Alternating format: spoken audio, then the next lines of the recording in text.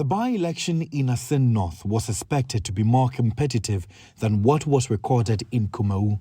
Even though the power balance in Parliament was a major consideration in the lead-up to the polls, the focus appeared to be on whether the constituents will use it as a reaction to the many legal battles instituted against Gyakye Quayson.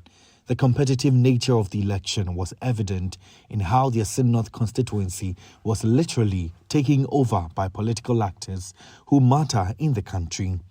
Days to the polls, President Akufo-Addo, Dr. Mahmoud Bawumia, former President John Dramani Mahama, national and regional executives of the main political parties were present in the constituency, actively campaigning for their respective candidates. Up until close of voting, it appeared the race was a dead-heat one as the two major contenders, Gyakye Quayson and Charles Opoku, toured various centres in confidence. However, the lines were drawn moments after the polls and results from the polling stations began trickling in. It became clear that Gyakye Quayson had maintained his dominance in the constituency just as he did in 2020. It was all joy as most polling stations as the NDC members jubilated at the trend of winning various polling stations.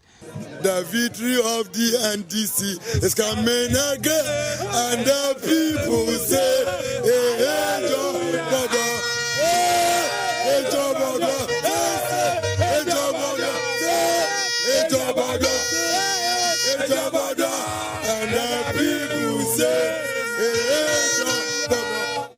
The coalition centre was full of NDC sympathisers with NPP persons visibly absent, which the NDC deemed as an indication of the admission of defeat. Member of Parliament for Buim, Kofi Adams, who was in the constituency to support the party's candidate, explained what the victory meant to the NDC. You know, in 2016, we lost both presidential and parliamentary. In 2020 December, we won parliamentary and lost presidential to the New Patriotic Party. This time round, we have done so well. Our votes reduced this by-election by less than 200, whilst MPP lost more than 2,000 votes as compared to what they got in the year 2020 December. So it should tell you something, that there's a trend, and I'm happy for the trend, and I'm happy that our strategy we adopted has worked for us. We just need to correct it, check a few things, and see how we can adapt it and push it to the national level and prosecute our 2024 campaign, adapting some of those strategies. The election was observed by the Coalition of Domestic Election Observers. It was described generally as an improvement compared to previous election. However, issues of vote buying, firing of gunshots and alleged intimidation were some of the mishaps identified.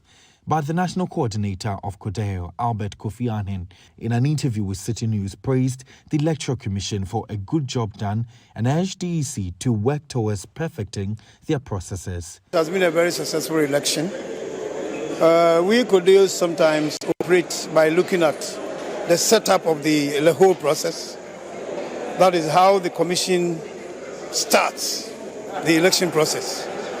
Then we look at the voting, and then thirdly, we look at the counting and the declaration of results. With regards to the setup, we look out for how the polling station layout is, the comportment of the people or the staff who are going to conduct the election, and these were all done excellently. They went through the process by showing to the people the number of ballots issued to the station, the number of people that are going to work there, the ballot boxes empty, shown, and all that. And then again, you will find out whether the process was started on time. We're supposed to start elections at 7 o'clock. And throughout, our people are telling us that wherever they went, the process started on time. And that is what we actually want. And then you also go into whether the process itself was okay. The balloting. Did anybody complain that the name wasn't in the register? We never had anything like that. That means the PVDs were working. The EC at about 10 p.m. on Tuesday declared the results in favour of Gyakye Quayson. in the person of Tasofoku of the New Patriotic Party, secured 12,630 votes. Candidate number 2, Sefenu Bennett Enyonam of the LPG, secured 87 votes. Candidate number 3, Gyakye Quayson secured 17,245. Elated Gyakye Quayson could not hide his joy as he expressed appreciation to the people of Assin North. I stood for justice and development, and I haven't swayed at all. I'm still going to be pursuing the same agenda because that's the mandate that Assin North people have given me. Now, this is a victory not just for myself, it's for the people of Assin North, and in fact for the country Ghana. Hopefully one day we'll pursue a good direction of justice, and also to realize that politics is not about sharing money to citizens and get a vote. The Member of Parliament-elect, however, took a jab at President Akufo-Addo for some comments he made during the campaigning period. He's free to express his own opinion, as he said. I didn't hear it myself. I was told, and you have just re-emphasized on that. But again, I was a bit disappointed to hear that. And I know he's a lawyer, and the fundamental belief or value of legal system, you're innocent until proven guilty. So for him to say that, I think it's not a qualified statement. Meanwhile, President Akufo-Addo has congratulated the National Democratic Congress for emerging victorious in the by-election. The president, who prior to the polls was confident of the NPP emerging victorious, in a statement indicated that the outcome of the polls strengthened Ghana's democratic credentials. The losing party, the New Patriotic Party, NPP, who has also congratulated the NDC's Gyakye Quayson, say lessons have been learnt.